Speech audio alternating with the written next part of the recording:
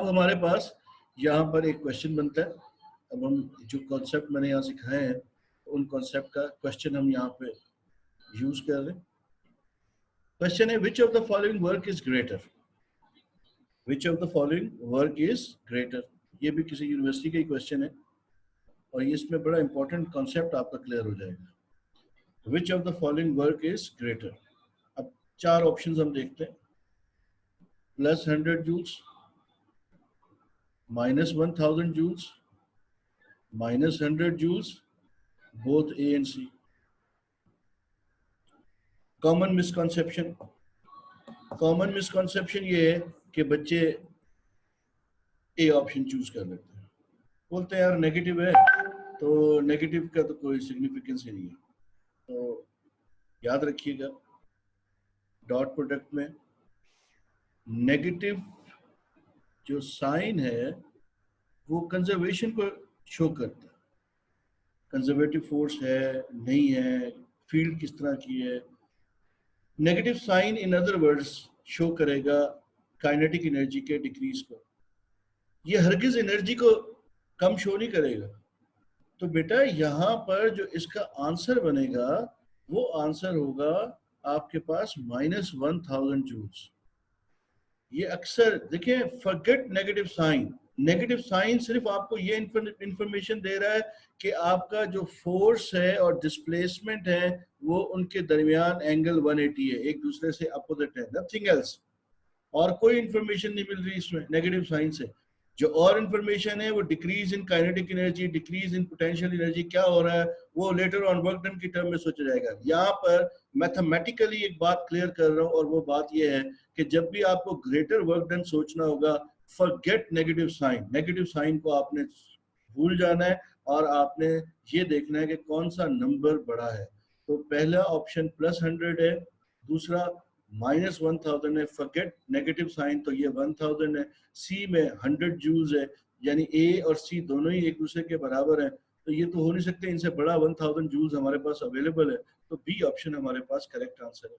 तो ये भी एक बड़ा क्लासिकल कॉन्सेप्ट हमने आपका क्लियर कर दिया कि whenever you think about dot product, आप डॉट प्रोडक्ट के लिए सोचते हैं तो मैक्सिमम आप कौन सा मैक्सिमम को सोचते हुए आपने कभी भी नेगेटिव साइन से कंफ्यूज नहीं होना। ये अक्सर टीचर भी गलती कर जाते हैं, तो ये आपने नेगेटिव साइन से बेटा कंफ्यूज नहीं होना है। नेगेटिव साइन की कोई सिग्निफिकेंस नहीं है, negative sign only shows that two vectors are exactly opposite to each other, nothing else.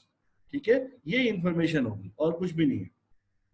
उसके बाद दो ये बड़े फेमस से क्वेश्चंस हैं, बड़े आसान से, ये भी मैंने ऐड कर लिया, मैंने कहा चलें प्रैक्टिस हो जाएगी।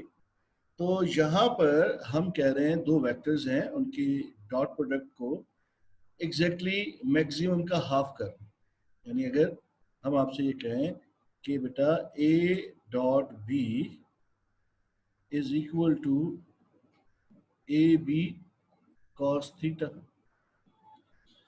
तो अगर हम आपको ये कहें बेटा ए डॉट बी मैक्सिमम आप सोचो तो आप कहेंगे सही ये तो ए बी के इक्वल है। अब सवाल में हमें ये कहा जा रहा है, जो क्वेश्चन है उसमें ये कहा जा रहा है at which of the following angles dot product reduces to half of its maximum value, यानी मैक्सिमम वैल्यू का यहाँ पर ये हाफ हो जाए, यानी ये ए बी अपॉन 2 हो जाए। अब ए बी अपॉन 2 यानी यहाँ पर ये 1/2 से मल्टीप्लाई हो जाए, इसका मतलब ये है। तो इसका मतलब हमें सोचना पड़ेगा कि कॉस का कौन सा एंगल है जिसपे इसकी वैल्यू 1/2 बन रही है। कॉस का कौन सा एंगल है जिसपे इसकी वैल्यू 1/2 बन रही है, तो वो आप लोगों को याद है, दैट इज 60 डिग्री। तो इसका मतलब जब दो वेक्टर्स एक दूसरे से 60 डिग्री के एंगल पे होंगे तो उस वक्त जो उनका स्केलर प्रोडक्ट होगा वो मैक्सिमम का एग्जैक्ट हाफ हो जाएगा। सही है, आई होप ये बात आपको समझ में आ गई है। ए डॉट बी अगर आपके पास ए बी कॉस थीटा है तो ए डॉट बी मैक्सिमम क्या होता है, ए बी के इक्वल है। अब जो मैक्सिमम डॉट प्रोडक्ट है उसका हाफ करना है, जब आपको उसका हाफ करना है तो ए और बी की वैल्यू तो वो चेंज ही नहीं करने को कह रहा, वो तो एंगल का बोल रहा है, तो एंगल चेंज होगा। तो एंगल चेंज करते हुए हमें कॉस थीटा, ट्रिग्नोमेट्री का कॉस थीटा की वो वैल्यू जिसका आंसर 1/2 है जिस एंगल के लिए, वो सोचना है। तो cos 60 डिग्री पे ये हाफ है, 1/2 है, तो दैट इज वाई हमने इसको यहाँ पर हाफ कंसीडर कर दिया। ठीक है, तो आई होप ये वाली बात भी क्लियर होगी। उसके बाद एक ऐसे ही मैंने प्रैक्टिस के लिए एक और क्वेश्चन डाल दिया, और मैंने ये सोचा था कि आप लोग इसको सॉल्व करेंगे, तो काइंडली अपने मोबाइल्स को या जो भी डिवाइस आप यूज कर रहे हैं उसको पॉज करें इस वीडियो को, और ये जो क्वेश्चन है इसको आप लोग खुद अटेम्प्ट करें जल्दी से, शाबाश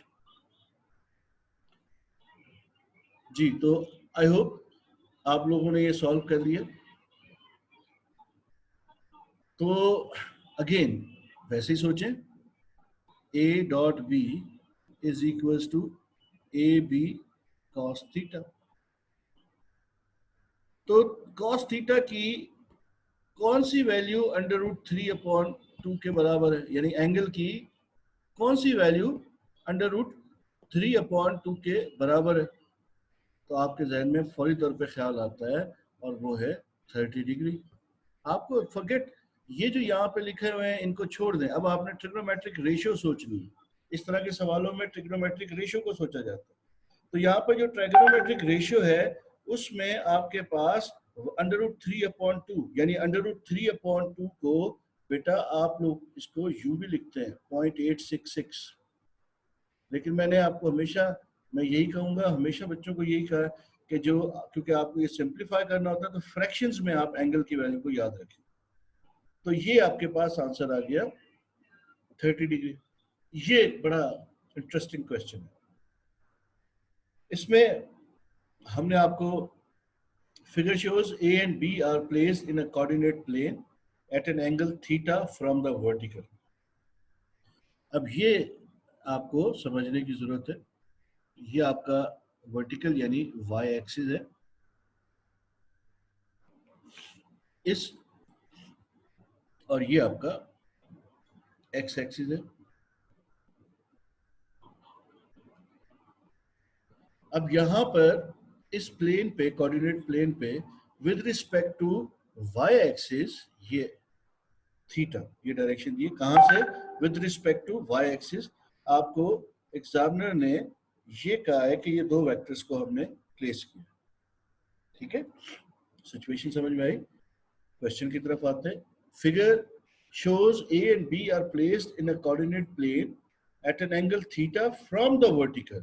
At which angle of theta? यानी अब जो आपसे पूछा जा रहा है वो आपसे इस एंगल थीटा के रेफरेंस से पूछा जा रहा है, ना कि इस एंगल के रेफरेंस से।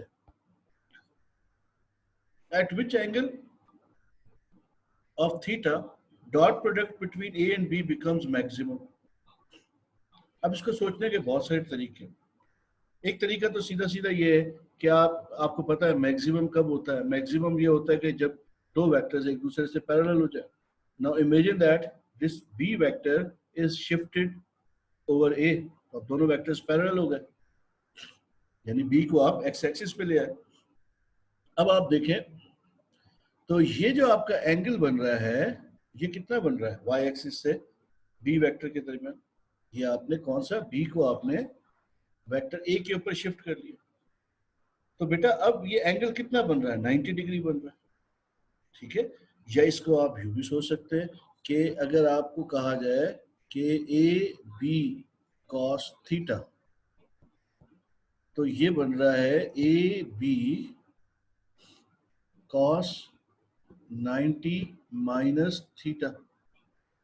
ऐसे ही है, ये वाला जो एंगल है बीच में जो एंगल आ रहा है दैट इज 90 माइनस थीटा। ठीक है, मैं इसको इरेज कर देता हूँ ताकि कंफ्यूजन अगर बहुत गुड हो गया है तो ये आपको नजर आ सके जो बात में कर रहे हैं।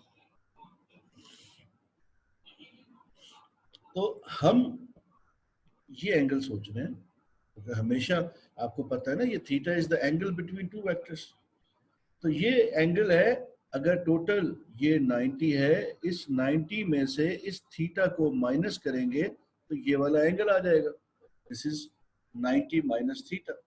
तो ट्राइगोनोमेट्री के मुताबिक A B cos 90 minus theta sine theta के बराबर होता है। Cos 90 minus theta is sine theta. तो इसका मतलब ये है कि साइन थीटा को अब आपने सोचना है। तो साइन थीटा कितने एंगल के ऊपर मैक्सिमम होता है? ऑब्वियसली 1 की वैल्यू साइन की कितने एंगल पे होती है? 90 डिग्री पे होती है।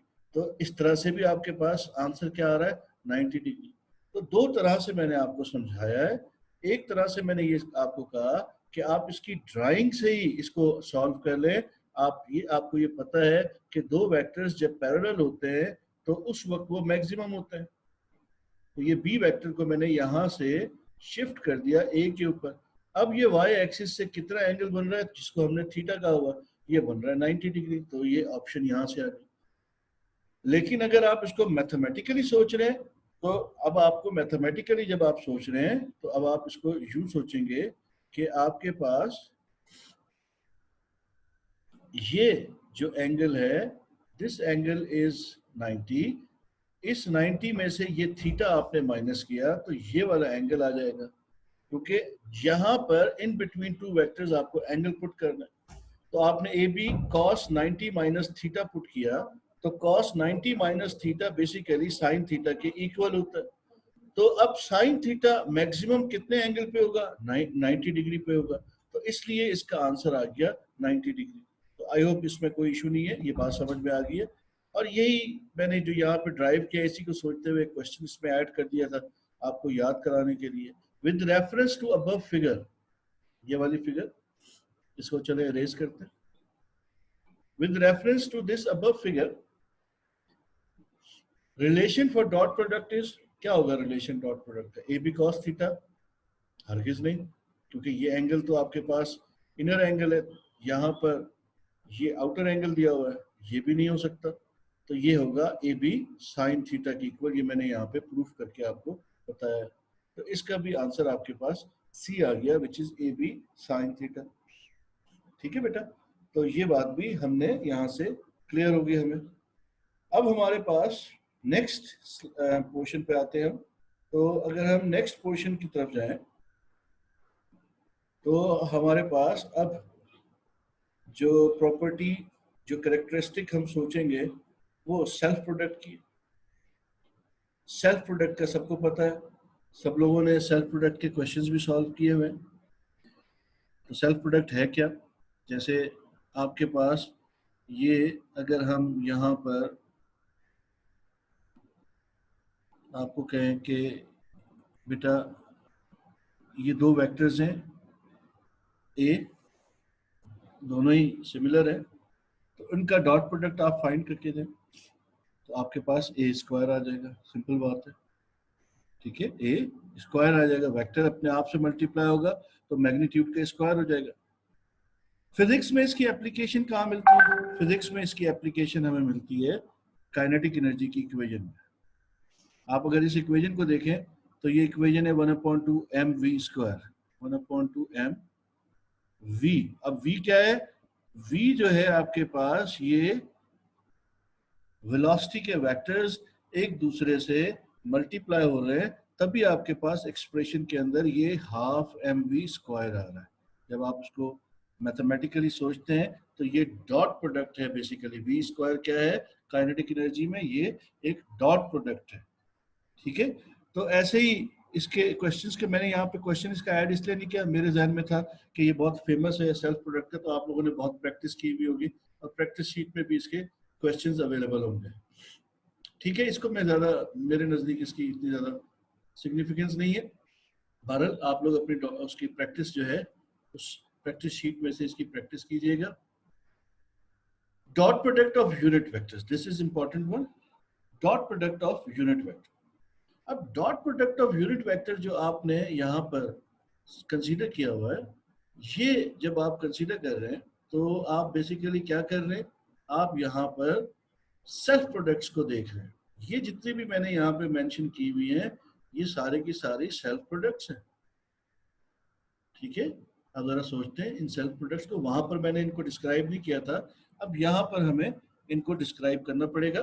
तो इनको डिस्क्राइब करते हुए, ये अगर हमारे पास है आई डॉट आई, मैं सिर्फ एक को ड्राइव कर रहा हूं, तो अब आपने इस फर्स्ट वन का मैग्नीट्यूड 1 लिखा, सेकंड वन का मैग्नीट्यूड आपने 1 लिखा, दिस वन। उसके बाद इनके दरमियान जो एंगल है दैट इज 0 डिग्री, और 0 किसके बराबर होता है? 1 के बराबर होता है। ठीक है, अब इसको शॉर्टकट टेक्निक से सोचते हैं। अभी जैसे हमने कहा था कि आपके पास ये एक वेक्टर है, ये वेक्टर दूसरा है, इनकी सेल्फ प्रोडक्ट किसके बराबर होगी? तो ए स्क्वायर। ठीक है, तो यहां पर भी तो ऐसे ही है, आई डॉट आई मैग्नीट्यूड क्या है? 1, इसका स्क्वायर कर दें, आंसर क्या आ जाएगा? 1 आ जाएगा। इस तरह से भी इसको सोच सकते हैं। तो ये दोनों तरीके वैलिड है। तो जो मैं यहाँ पर मेरे नजदीक इंपॉर्टेंट बात है, वो इंपॉर्टेंट बात ये है कि आप ये चीज याद रखेंगे कि आपके पास i dot i, j dot j and k dot k जो है वो किसके इक्वल है? वो 1 के इक्वल। ठीक है, ये बात आपने हरगिज नहीं भूलनी है और आपको याद भी है। इसी तरह से अगर ऑर्थोगोनल वेक्टर्स हो यानी परपेंडिकुलर वेक्टर्स हो तो उनकी डॉट प्रोडक्ट आपके पास क्या आती है? आपके पास 0 आती है, क्योंकि cos 90 0 होता है। ये मैं पहले मैक्सिमम और मिनिमम वाले सेगमेंट में डिफाइन कर चुका। अगर आप इसको थोड़ा सा अगर एक्सप्लेन कर देता हूँ, चले मैं आप लोगों को रिकॉल कराने के लिए, तो ये आपका आई वेक्टर है, ये आपका जे वेक्टर है।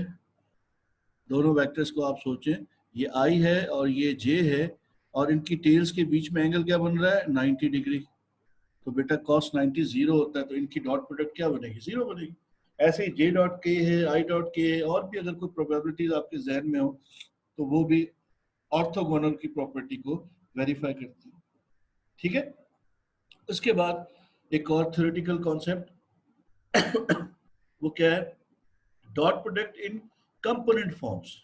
कंपोनेंट फॉर्म में अब डॉट प्रोडक्ट को हमने सोचना है।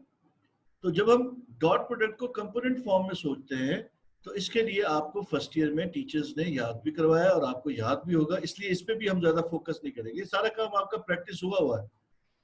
तो टेक्निकली मैं आपको एक सच्ची बात बताऊं, मैं थ्योरेटिकल काम जो है वो थोड़ा सा कम प्रेफर करता हूँ, क्योंकि इंट्री टेस्ट की क्लास में जितनी प्रैक्टिस हो उतना अच्छा होता है।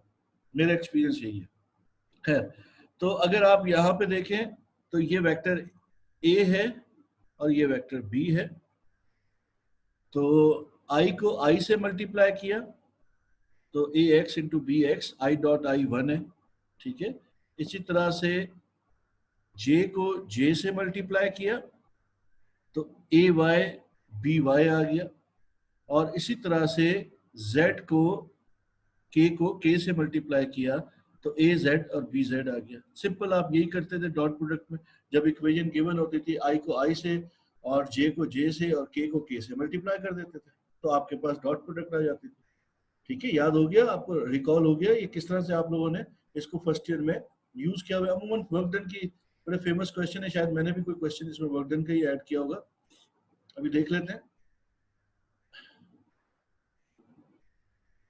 कहाँ गया भाई? हाँ, तो ये हमारे पास अब एंगल की बात आ गई। थ्योरी को, असल में मैं थ्योरी के सेगमेंट को कंप्लीट करके 2-4 क्वेश्चन सॉल्व कराना चाह रहा हूँ। तो when you think about angle, तो एंगल के लिए भी आपके पास बड़ा आसान काम है। ये भी प्रैक्टिस आपकी जो एक्सरसाइज शीट है उसमें आपने क्वेश्चन सॉल्व किए हुए हैं। तो इसमें आपको क्या कहा जाता है एंगल के लिए? एंगल के लिए आपको कहा जाता है कि उसकी इक्वेशन आपके पास ये है, mod of A dot B upon magnitude of A upon magnitude of B. ठीक है, तो ये दो वेक्टर्स हैं आपके पास, इनका ए डॉट बी अगर आप सोचते हैं तो this is A B cos theta. तो कॉस थीटा किसके इक्वल होगा? कॉस थीटा इक्वल होगा A dot B upon A B के, और इसी इक्वेशन को यहाँ पर हमने इस तरह से इस फॉर्म में लिया है, आपको याद है? तो ये आपके पास इक्वेशन नहीं भूलनी है। Cos inverse is equals to mod of A dot B upon A into B. ये आपके पास सिचुएशन है। अब हमने क्वेश्चंस, मेरे ख्याल से थ्योरी का तकरीबन सारा सेगमेंट हो गया। क्वेश्चंस की तरफ आते हैं। तो जो यहाँ पर फर्स्ट क्वेश्चन हमने ऐड किया, वो फर्स्ट क्वेश्चन है, फोर्स है 2i माइनस 3k न्यूटन के, ये फोर्स का वेक्टर दिया, और डिस्प्लेसमेंट का वेक्टर है i plus 2j plus 5k metres के। तो आपको फाइंड क्या करना है, एफ डॉट एस यानी वर्क डन फाइंड करना है। चले पॉज करें, फाइंड करें, जल्दी करें, शाबाश जी। आपने सॉल्व कर लिया, तो इसका आंसर मैंने भी सॉल्व नहीं किया हुआ, मैं भी आपके सामने सॉल्व कर लेता हूँ कि इसका आंसर क्या बनेगा।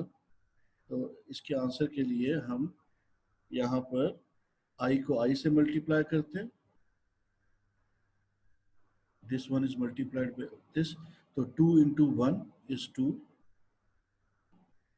minus plus minus, this is 1 into 2 is 2, then 3 into 5 plus and plus 5 3 is 15। तो अब ये किसके इक्वल आएगा, ये कैंसिल आउट हो गया, ये आ गया प्लस 15 न्यूटन मीटर या जूल्स के। तो ये आपके पास आंसर आ गया ए ऑप्शन।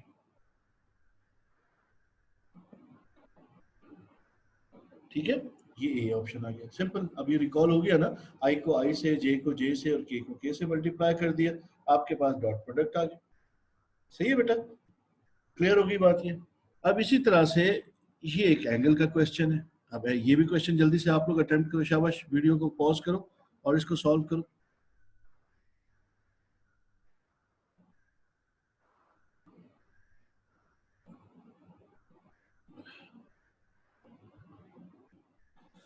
जी, तो theta is equal to cos inverse A dot B.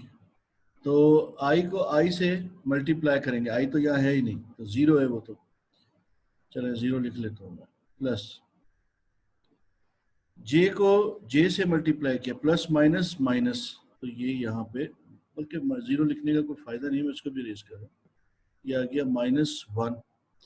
यहाँ पर के नहीं है, यहाँ के है, तो ये भी जीरो हो गया। ठीक है ना, समझ गए ना ये जीरो कैसे हो रहे हैं, क्योंकि यहाँ पे आप सोचते हैं प्लस जीरो लिखा हुआ है, जब ये जीरो इस के से मल्टीप्लाई होगा तो आपके पास जीरो आंसर आ जाएगा। अब आपके पास जो ये फार्मूला हमने ए डॉट बी की वैल्यू तो -1 आ गई। अब magnitude of A and magnitude of B, ये हमने यहाँ पे सोचने, तो magnitude of A and magnitude of B. अब बेटा जल्दी से सोचो इसको, मैग्नीट्यूड क्या होगा, तो ये हो गया 1 स्क्वायर प्लस 1 स्क्वायर, तो ये हो गया √2।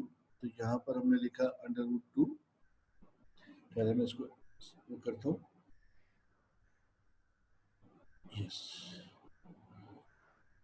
तो ये आपके पास √2 आ गया, और इस वेक्टर का मैग्नीट्यूड भी √2 आ गया, तो ये आपके पास बना cos इनवर्स -1/2। और आपको पता है cos -1/2 is 120 degree, cos 60 degree 1/2 है, तो इसमें 90 ऐड किया तो क्या बनेगा 120, सेकंड क्वाड्रेंट में आ गया, cos सेकंड क्वाड्रेंट में नेगेटिव है, तो ये आपके पास आंसर आ गया 120 डिग्री। बड़ा आसान है, ये एंगल्स वैसे आपको याद होने चाहिए, तो मैंने मैथमेटिकल टर्म में सोचा है बायो वालों के लिए खास तौर पे कि उनको एंगल का टेबल याद करना होगा। I hope that table has been provided, आपने या तो खुद बनाया होगा, आपको स्कूल में कॉलेज में बनवाया गया होगा, अगर नहीं बनाया गया तो आप प्लीज इस टेबल को बनाएं और टेबल बनाकर उसमें से एंगल की वैल्यूज फ्रैक्शंस में याद करें। ठीक है, अब हमारे पास एक और क्वेश्चन, ये भी बड़ा इंटरेस्टिंग क्वेश्चन है, ये बहुत दफा बच्चे मेरे पास क्वेश्चन लेके आए हैं, सर ये सॉल्व कर दें हमें।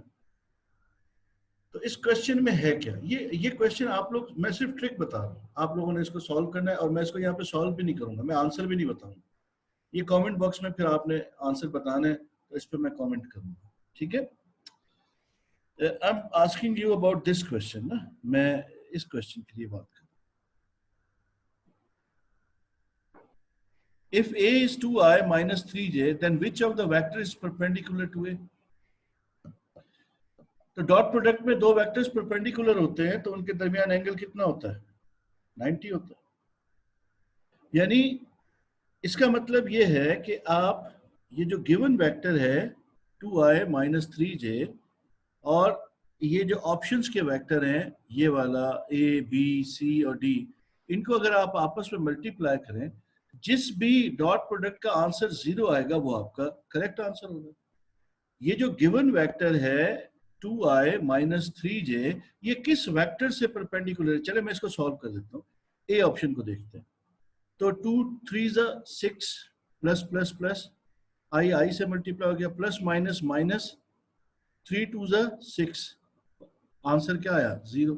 तो फॉर्चुनेटली पहली ऑप्शन ही हमारे पास आंसर आ गई, ए 3i प्लस 2j।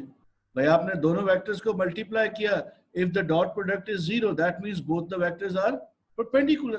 भाई आपके पास किसी भी डॉट प्रोडक्ट के 0 होने की क्या क्या कंडीशंस होती हैं? वेक्टर्स या तो परपेंडिकुलर होंगे या नल वेक्टर होंगे, तो ये दोनों नल वेक्टर तो नहीं है, तो इसका मतलब परपेंडिकुलर की ऑप्शन रह जाती है। और परपेंडिकुलर कैसे पता लगेगा? दो वेक्टर्स मल्टीप्लाई किए, when you multiply two vectors and the result is 0, that means you have got two vectors which are perpendicular। ठीक है, तो इसमें भी कोई इशू नहीं है, ये मैंने सॉल्व कर दिया। हालांकि मैं चाहता था कि आप लोग सॉल्व करते हैं, लेकिन चलो ठीक है, कोई इशू नहीं है। एक्सरसाइज जब मैं सॉल्व कराऊंगा उस वक्त देखेंगे, फिर मैं आपको होमवर्क दूंगा। तो अगर a का मैग्नीट्यूड आपके पास है 3√2 यूनिट और b का मैग्नीट्यूड है 5 यूनिट और इनके दरमियान एंगल है आपके पास 135 डिग्रीज, तो आपको a डॉट b जो है ये फाइंड करें। बड़ा स्ट्रेट फॉरवर्ड क्वेश्चन है, जस्ट मैंने एंगल की वजह से थोड़ा सा एंगल इस तरह का दिया था। बच्चे थोड़ा सा वो लेजीनेस शो करते हैं एंगल्स को याद करते हुए, सिर्फ वही याद कराने के लिए कि ये आपके पास ए बी कॉस थीटा है। तो a है 3√2, ये b आपके पास है 5 और cos है आपके पास 135 डिग्री। तो ये आपके पास आ गया 3√2 इंटू 5 इंटू cos 135। देखिए cos 45 में 90 ऐड कर दें, वही वैल्यू नेगेटिव साइन के साथ आ जाएगी। अब cos 45 होता है √2/2। अब इसके साथ माइनस साइन लगा दें आप, सेकंड क्वाड्रेंट में जा रहा है। अब इसको अगर आप सॉल्व करते हैं तो ये 5 इस 3 से मल्टीप्लाई होके ये आ गया 15, ये स्क्वायर रूट वाली टर्म इस स्क्वायर रूट से मल्टीप्लाई हुई तो ये आपके पास बन गया 2, और ये जो डिनोमिनेटर का 2 है ये आपके पास यहाँ आ गया, ये वाला माइनस साइन आपके पास ये आ गया, तो ये 2 और ये 2 कैंसिल आउट हो गए, -15 आपके पास आंसर आ गया। ठीक है, तो B is the correct option.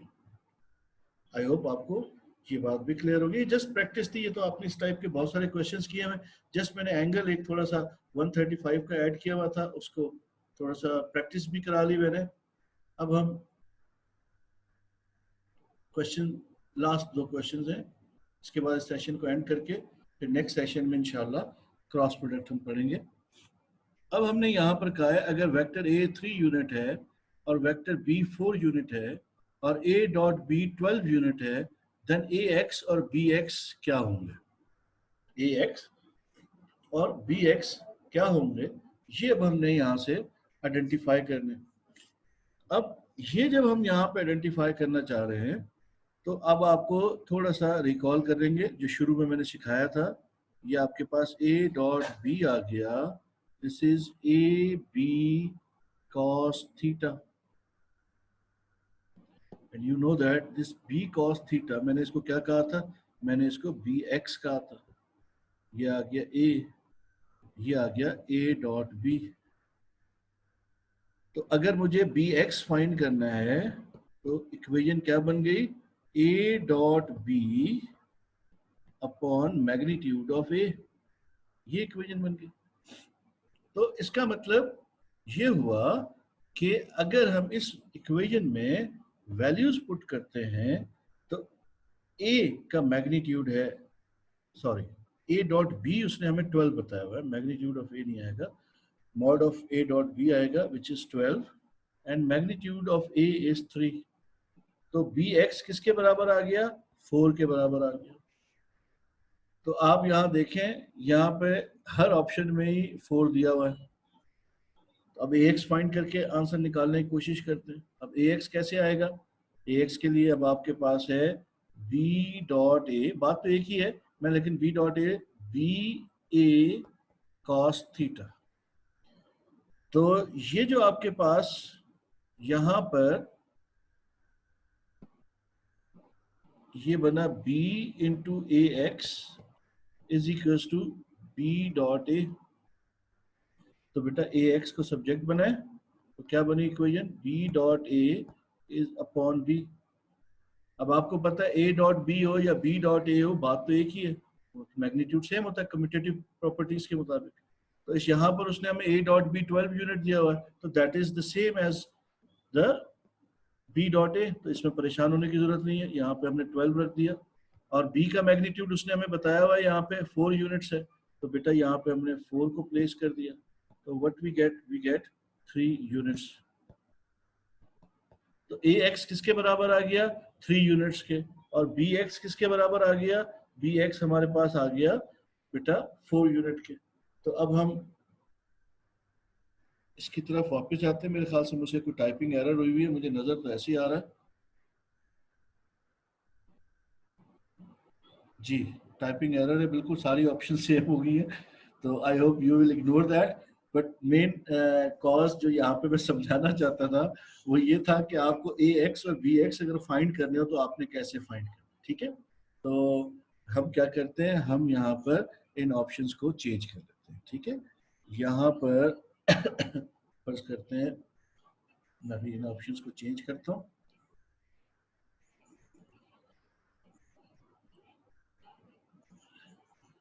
मैं इसको इसलिए जूम कर रहा हूँ कि ताकि आप लोगों को नजर आए कि मैं ऑप्शंस को क्या चेंज कर रहा हूँ. तो ये आप लोग भी अपने पास ऑप्शंस को चेंज कर लीजिएगा. तो यहाँ पर हम माइनस पुट कर देते हैं, यहाँ माइनस लगा देते हैं, ये दोनों माइनस कर देते हैं. अब हमारे पास आंसर बन गया डी ऑप्शन. ठीक है, क्लियर होगी बात ये. तो ये हमारे पास एमसीक्यू था जिसमें मैं ए एक्स और बी एक्स को एक साथ ही मैंने कैलकुलेट करा दिया, बजाय इसके कि मैं अलग अलग एमसीक्यूज बनाता. तो इसमें आपको कोई प्रॉब्लम नहीं होगा इंशाल्लाह. तो अब एक और लास्ट क्वेश्चन है, और इस क्वेश्चन में भी हम आपको एक लर्निंग एक चीज सिखाएंगे, और वो जो लर्निंग आप सीखेंगे वो भी बड़ी इंटरेस्टिंग है. ये भी यूनिवर्सिटी का प्रीवियस ईयर का क्वेश्चन है. अगर a 3i के बराबर है और 5j के बराबर b है तो a डॉट b किसके इक्वल है? अब आपने कहा कि यार a डॉट b आप फाइंड करना चाह रहे हैं 3i डॉट 5j. ये मैं जान के थोड़ा सा लेंथी कर रहा हूँ, डिटेल में कर रहा हूँ. ये 3 इंटू 5 15 हो गया i dot j, and you know that i dot j is 0. तो 0 इंटू 15 इज 15. असल ट्रिक जो थी वो इसकी, अब आप बोलेंगे ये तो बड़ा आसान था, इसमें क्या ऐसी बात है. असल ट्रिक यहाँ पे है इन ऑप्शंस में. जल्दी में बच्चे क्या करते हैं, they choose this option. Answer क्या है? आंसर तो 0 है. ये 0 किसको रिप्रेजेंट कर रहा है? ये 0 रिप्रेजेंट कर रहा है नल वेक्टर को, जबकि डॉट प्रोडक्ट में आपके पास आउटकम तो एक स्केलर होता है.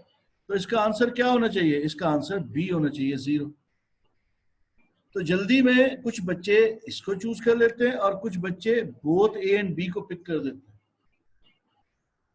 तो ये एक प्रीवियस ईयर का क्वेश्चन था, और इसमें हमने यहाँ पे सीखा कि जब भी ये जहन में रखना है, दो वेक्टर मल्टीप्लाई हो, रिजल्ट उनका एक स्केलर क्वांटिटी होता है, वो एक स्केलर प्रोडक्ट है.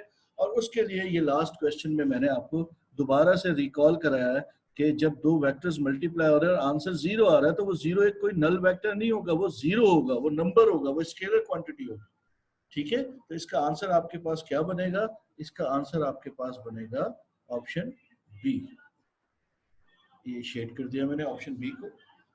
ठीक है, तो आई होप बेटा इस लेक्चर में, इस क्लास में आपको काफी चीजें क्लियर हो गई होंगी डॉट प्रोडक्ट से रिलेटेड.